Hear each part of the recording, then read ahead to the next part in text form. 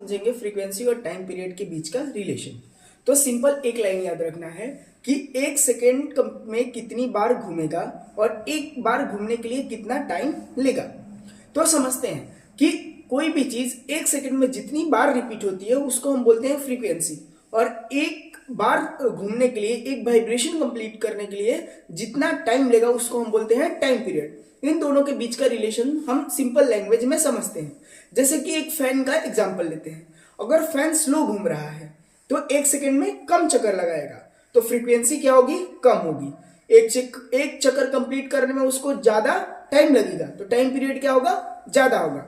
अगर इसको एग्जांपल को पलट देते हैं, अब इस केस में क्या हो रहा है कि फैन को तेज घुमाते हैं, तो एक सेकेंड में वो क्या करेगा? ज्यादा चक्कर लगाएगा, तो फ्रीक्वेंसी भी क्या होगा? ज्यादा होगा। और एक चक्कर कंप्लीट करने में उसको समय भी क्या लगेगा? कम लगेगा, तो टाइम भी क्या, टाइम पीरियड क्या होगा? कम होगा। इन दोनों के रिलेशन से हमको क्या समझ में आया कि अगर फ्रीक्वेंसी बढ़ रहा है तो टाइम पीरियड घट रहा है, यानी कि दोनों के बीच का रिलेशन क्या हुआ कि जो टाइम पीरियड है वो इनवर्सली प्रोपोर्शनल है फ्रीक्वेंसी के। Thank you.